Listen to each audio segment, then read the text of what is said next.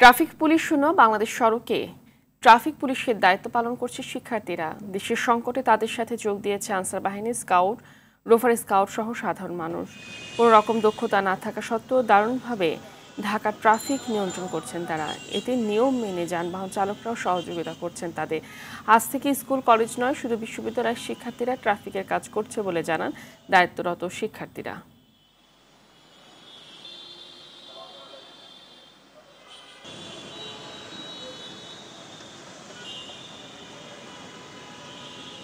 মানুষকে জনসচেতনমূলক কার্যক্রম করতেছি, পাশাপাশি ট্রাফিক মেনটেন করতেছি। সকাল ফজরের নামাজ পড়ে আসে, এরপরে রাত আপনার দেখা যাচ্ছে 11টা পর্যন্ত আমরা এই ট্রাফিকের দায়িত্বগুলো পালন করছি। আমি মনে করি এটা অবশ্যই ধরে রাখা উচিত। এই নিয়মটা চালু থাকলে মানে সামনে আমাদের অবস্থাটা ভালো হবে। নিয়ম যথেষ্ট পরিমাণে মানা হচ্ছে, কিন্তু ঘটনা হচ্ছে যতগুলি না গাড়ি আছে এখানে, তার থেকে বেশি ট্রাফিক আমাদের স্টুডেন্টরা আছে, যার কারণে মিসম্যানেজমেন্ট হচ্ছে। দর্শক, এই মুহূর্তে সিদ্ধেশ্বরী থেকে যোগ দিচ্ছেন সহকর্মী সাকিবুর রহমান। সাকিব, রাজধানীতে যানজট আছে কিনা, শিক্ষার্থীরা ট্রাফিক ব্যবস্থা কেমনভাবে নিয়ন্ত্রণ করছেন, কি বলছেন সাধারণ জনগণ, সব মিলে বিস্তারিত জানাবেন।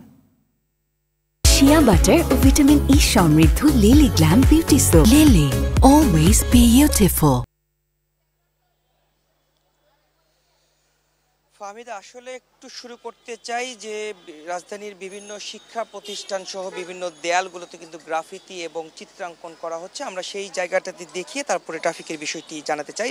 রাজধানী সহ আমরা দেখছি যে বিভিন্ন জায়গাতেই কিন্তু বিভিন্ন ধরনের প্রতিবাদী কথা, বিভিন্ন ধরনের ছবি আঁকাচ্ছে শিক্ষার্থীরা। বিভিন্ন স্কুল, কলেজ, বিশ্ববিদ্যালয়ের শিক্ষার্থীরা তাদের যে প্রতিষ্ঠানের দেয়ালগুলো রয়েছে সেখানে আন্দোলনের সময় বা পরবর্তীতে বিভিন্নভাবে সেগুলোতে আজে বাজে কথা লেখা হয়েছিল, সেগুলোকে মিশিয়ে তারা রং তুলির আঁচড়ে কিন্তু সুন্দর করে সেগুলোকে সাজিয়ে তুলছেন, প্রতিবাদী কথা তুলছেন। এই আন্দোলনের সময় যারা জড়িত ছিলেন, এছাড়াও সংঘর্ষে যারা নিহত হয়েছে সেই বিষয়গুলো কিন্তু ফুটিয়ে তুলছেন। এছাড়াও বিভিন্ন সময়ে যারা বিভিন্ন অন্যায়ের বিরুদ্ধে কথা বলতে নির্যাতন হয়েছেন তাদের বিষয়টিও আমরা দেখেছি। বিশেষ করে যদি বলি বুয়েটের শিক্ষার্থী আবরার ফাহাদ, সে আবরার ফাহাদের চিত্র কিন্তু দেয়ালগুলোতে উঠে এসেছে। এছাড়াও এখানকার এই সময়ের যে চলমান আন্দোলন, সেই আন্দোলনে মুগ্ধর বিষয়টি সবাই জানে, সেই মুগ্ধর কথাগুলো কিন্তু আমরা প্রতিটা দেয়ালেই দেখছি। মুগ্ধকে তারা বিশেষ করে ফুটিয়ে তুলছেন, পানি লাগবে কিনা সেই কথাটি তারা তুলে ধরছেন। এছাড়াও আমরা দেখেছি যে রাজধানীর বিভিন্ন রাস্তাগুলোতে কিন্তু ট্রাফিকের দায়িত্বে এখনও শিক্ষার্থীরা রয়েছেন। তবে যারা শিক্ষার্থী রয়েছেন তারা আমাদের কাছে বলেছেন যে বিশ্ববিদ্যালয়ের শিক্ষার্থীরা শুধুমাত্র এখন ট্রাফিকের দায়িত্ব তারা পালন করতে চান।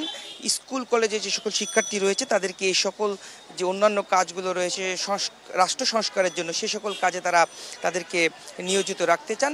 এবং যারা নারী রয়েছেন বিশেষ করে তাদেরকেও তারা ট্রাফিকিংয়ে রাখতে চান না, এমনটি কয়েকজন শিক্ষার্থী আমাদেরকে বলেছেন। যেহেতু রাস্তাঘাটের কাজ, সেক্ষেত্রে কিন্তু সেখানে নারীরা থাকলে পরে বিভিন্ন ধরনের দুর্ঘটনা ঘটতে পারে, এমনটি তারা আশঙ্কার কথা বলে তারা বলছেন যে এই জন্যই তারা তাদেরকে সেখান থেকে সরিয়ে তারা এইভাবে কাজগুলো সম্পন্ন করছেন।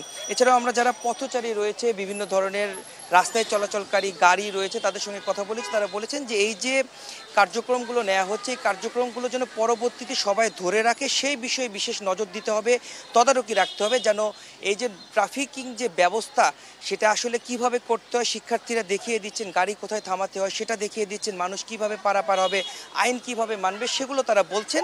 শুধু এখন নয়, পরবর্তীতে যেন মানুষের মধ্যে সেই সচেতনতা থাকে সেই বিষয়ে তারা বেশি নজর দিচ্ছেন এবং পরবর্তীতে সেটি ধরে রাখার কথাও তারা বলছেন। তো এই ছিল আমার কাছে সর্বশেষ। ফাহমিদা, ধন্যবাদ আপনাকে।